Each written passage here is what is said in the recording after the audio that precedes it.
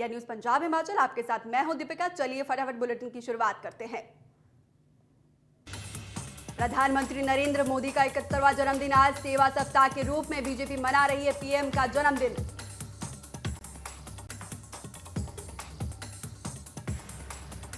रक्षा मंत्री राजनाथ सिंह ने प्रधानमंत्री नरेंद्र मोदी को जन्मदिन की बधाई दी। ट्वीट कर लिखा कि देश की जनता को पीएम मोदी के नेतृत्व में फायदा मिला है। साथ ही लिखा कि वो पीएम के अच्छे और स्वस्थ लंबी उम्र की कामना की।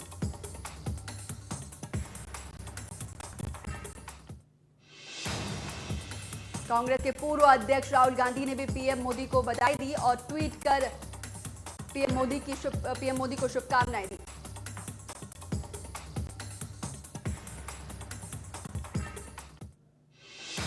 हिमाचल प्रदेश के सीएम जयराम ठाकुर ने प्रधानमंत्री नरेंद्र मोदी को देवभूमि हिमाचल की तरफ से जन्मदिन की ढेरों शुभकामनाएं दी।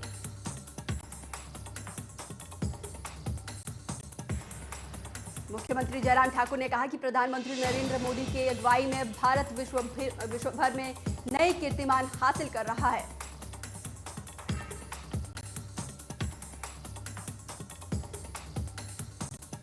बॉलीवुड क्वीन कंगना रनौत ने भी एक वीडियो साझा किया जिसमें उन्होंने पीएम मोदी को जन्मदिन की शुभकामनाएं दी।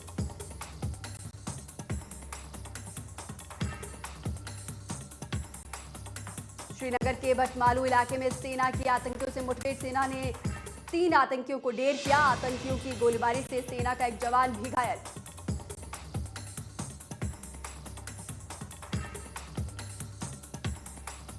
कोलकाता में महालय अमावस्या के मौके पर श्रद्धालुओं ने हुगली नदी में लगाई आस्था की डुबकी। भारी संख्या में श्रद्धालुओं ने किया हुगली नदी में स्नान।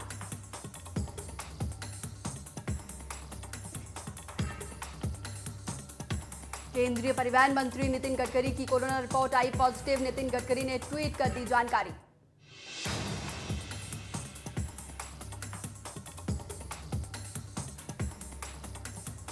पूरी दुनिया में कोरोना ने मचाई तबाही। कुल मरीजों का आंकड़ा हुआ 3 करोड़ के पार। अब तक 9,45,051 लोगों की हुई मौत।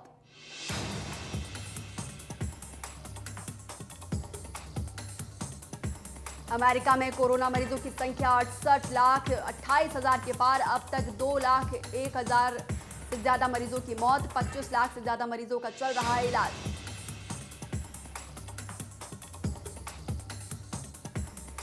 ब्राजील में भी कोरोना का कोहराम जारी। अब तक सामने आए कुल 44,21,000 से अधिक मरीज। 5,67,200 मरीजों का चल रहा है इलाज। रूस में कोरोना से लोगों में दहशत का माहौल। कोरोना से गई 18,917 लोगों की मौत। अब तक सामने आए 10 लाख से अधिक केस।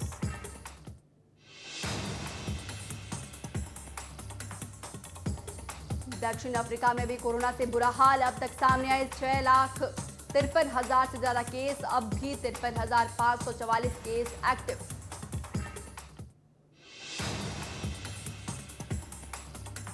पाकिस्तान में कोरोना से 6,393 लोगों की मौत। अब तक सामने आए 3,03,000 से ज्यादा केस। 2,90,000 से ज्यादा मरीजों ने कोरोना को मात दी।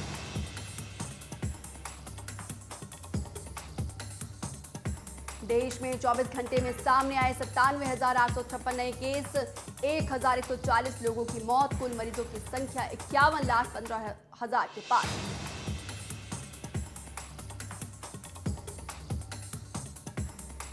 महाराष्ट्र में कोरोना ने सबसे ज्यादा मचाई तबाही। 24 घंटे में सामने आए 23,000 से अधिक मामले।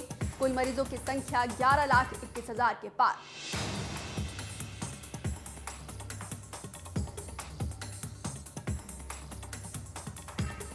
आंध्र प्रदेश में कुल मरीजों की संख्या हुई 5,92,000 से अधिक। अब तक 5,105 मरीजों की मौत। 90,000 से ज्यादा मरीजों का चल रहा इलाज।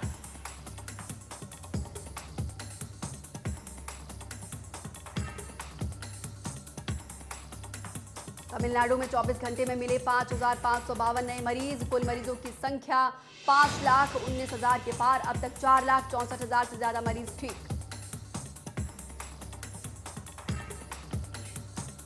उत्तर प्रदेश में भी कोरोना से लोगों का बुरा हाल। अब तक कोरोना से गई 4,690 लोगों की जान। कुल मरीजों की संख्या 3 लाख के पार।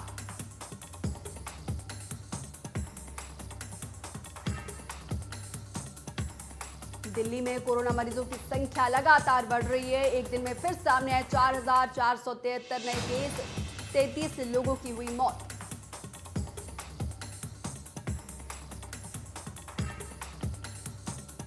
प्रदेश में कोरोना के 2,694 मामले सामने आए हैं। पिछले 24 घंटे में 19 लोगों की कोरोना से हो चुकी है मौत।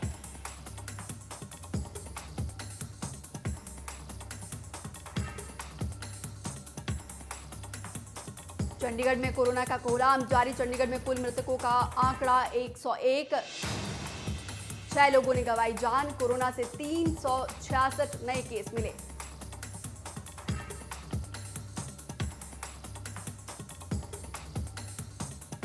पंजाब में कोरोना का कोहराम जारी, जहां संक्रमितों का आंकड़ा 87,184 के पार पहुंच चुका है।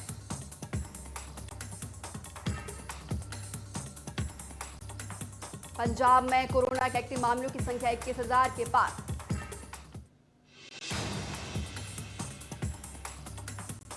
वहीं पंजाब में 63,570 लोगों ने कोरोना को मात दी।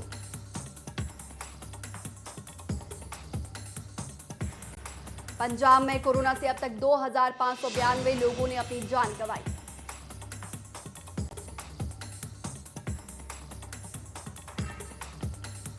हिमाचल प्रदेश में कोरोना का कहर जारी। पिछले 24 घंटे में कोरोना के 460 नए केस आए, 1 की मौत। वहीं प्रदेश में कोरोना संक्रमितों का आंकड़ा 10,795 के पार पहुंच चुका है।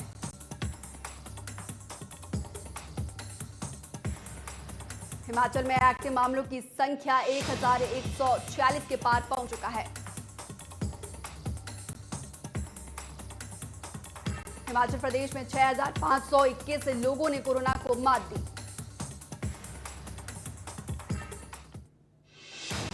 हिमाचल प्रदेश में अब तक 89 लोगों ने कोरोना वायरस से अपनी जान गंवाई।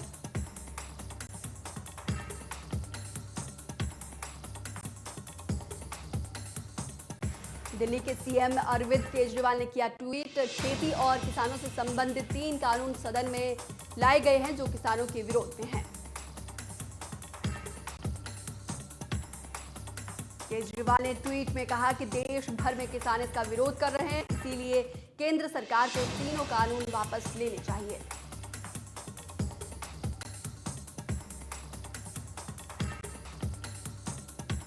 साथ ही केजरीवाल ने कहा कि आम आदमी पार्टी संसद में तीनों कानून का विरोध करेगी।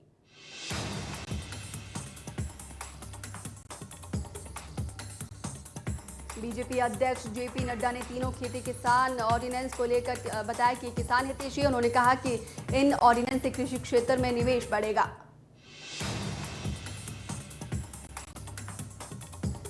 वहीं जेपी नड्डा ने कांग्रेस पार्टी पर तंज कसते हुए कहा कि कांग्रेस को राजनीति के सिवा कुछ नहीं आता है।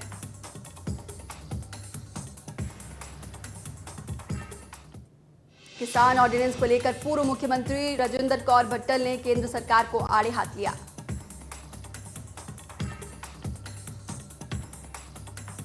राजेंद्र कौर भट्टल ने कहा कि केंद्र सरकार पंजाब के हित के लिए कुछ भी नहीं कर सकती है, जिसके चलते ये ऑर्डिनेंस लाए गए हैं।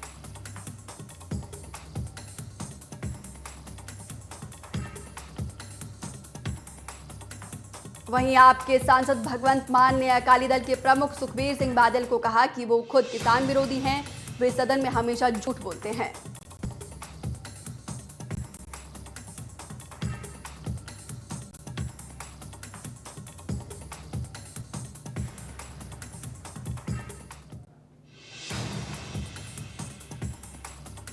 सीएम कैप्टन अमरिंदर सिंह ने कृषि सुधार ऑर्डिनेंस पर कहा कि ये ऑर्डिनेंस प्रदेश में 60% से अधिक कृषि की व्यवस्था को प्रभावित करेगा।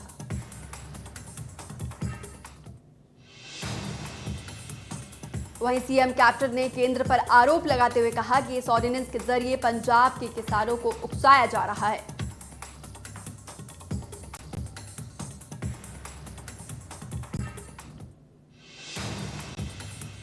फरीदकोट में स्वास्थ्य मंत्री बलवीर सिंह सिद्धू ने सिविल अस्पताल का दौरा किया और कोरोना योद्धाओं का हौसला अफजाई किया।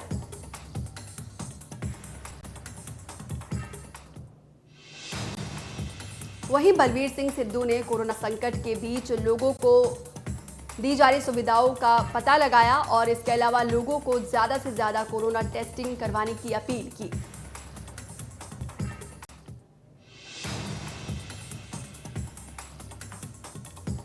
इसी बीच बलवीर सिंह सिद्धू ने कहा कि सोशल मीडिया पर अफवाहें फैलाने वाले 108 सोशल मीडिया अकाउंट बंद कर दिए गए हैं। सरकार इन अफवाह फैलाने वालों को गंभीरता के साथ ले रही है।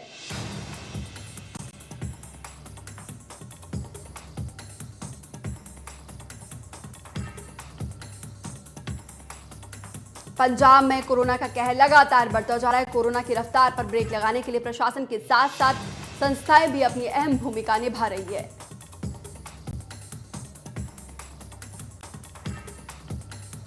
इसी कड़ी में नाभा में सिख जथेदार कश्मीर सिंह ने गुरुद्वारा सिद्धर अलोहरा साहिब में कैंप का आयोजन किया और लोगों की मुफ्त में कोरोना जांच की।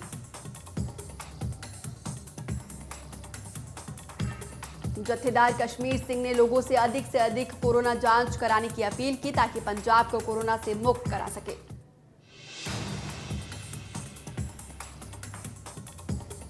वहीं कार्यक्रम में नाभा के एसडीएम ने विशेष तौर पर शिरकत की और कहा कि प्रशासन कोरोना के खिलाफ मुस्तैदी से लड़ रहा है और जनता को भी कोरोना जांच करके अपनी भागीदारी सुनिश्चित करनी चाहिए।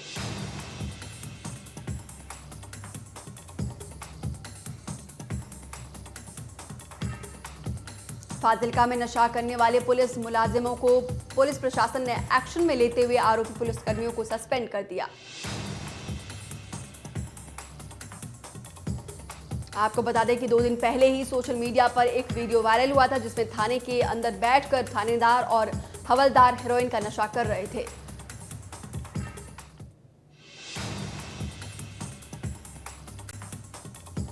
मानसा के बुटलाड़ा रतिया राजमार्ग पर कस्बा बोहा के नजदीक रजवाहे पर बनाया जा रहा पुल बनने से पहले ही ढांचे के साथ पानी में बह गया। करीब 6 महीने पहले सड़क को चौड़ा करने के लिए पुराने पुल को तोड़ने का काम शुरू किया गया था। पुराने पुल की जगह नए पुल का निर्माण कार्य तेजी से चलाया जा रहा था। ऐसे में पुल का ढांचा गिर गया।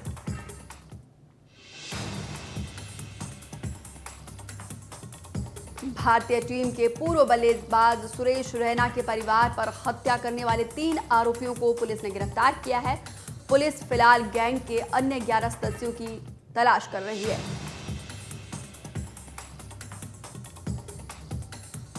गैंग में कुल 11 लोग हैं जिनमें से 11 पुरुष और 3 महिलाएं शामिल हैं। फिलहाल पुलिस ने आगे की कार्रवाई शुरू कर दी है।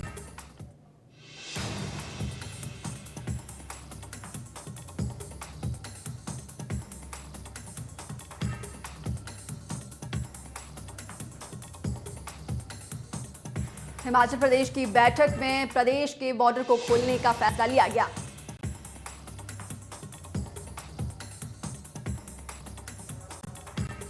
सीएम जयराम ठाकुर ने कहा कि लोगों की लगातार मांग के चलते पंजीकरण को खत्म कर दिया गया। केंद्र की गाइडलाइंस के मुताबिक ही अब प्रदेश में जो है सबके लिए खोल दिया गया है। पर्यटकों सहित दूसरे लोगों को नेगेटिव रिपोर्ट लाने की भी जरूरत नहीं है। मुख्यमंत्री जयराम ठाकुर ने कहा कि अब उन्हीं लोगों का क्वारंटीन किया जाएगा जिनको सर्दी जुकाम और बुखार के लक्षण होंगे।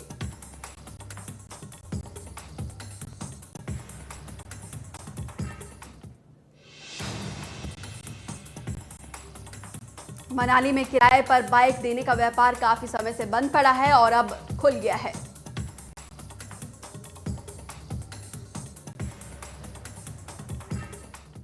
वहीं किराए पर बाइक देने वाले व्यापारियों का कहना है कि वो इस सरकार के इस फैसले का स्वागत करते हैं।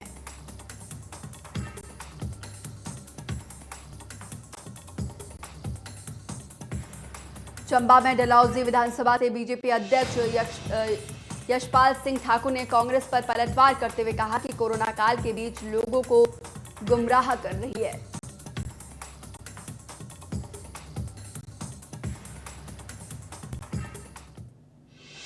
वहीं यशपाल सिंह ने कहा कि बीजेपी की राज्य सरकार हो या फिर केंद्र सरकार कोरोना काल में लोगों को की हर संभव मदद की। और लोगों को फ्री में मास्क और सैनिटाइजर भारी मात्रा में बांटे गए हैं।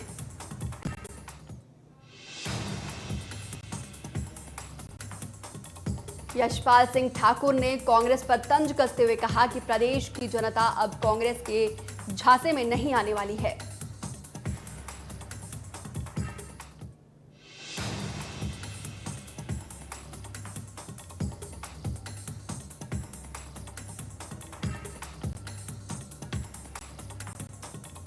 बरसात के बाद प्रदेश में डेंगू फैलने का खतरा रहता है, जिसके लिए सिरमौर में आशा वर्कर्स और स्वास्थ्य कर्मियों ने जागरूकता अभियान चलाया है।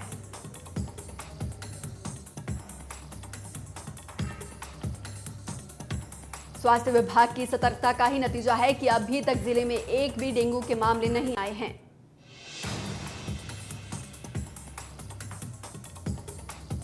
वहीं मुख्य चिकित्सा अधिकारी डॉक्टर के पराशर ने लोगों को एहतियात बरतते हुए साफ सफाई का विशेष ध्यान रखने की बात कही और कहा कि यह अभियान आगे भी जारी रहेगा।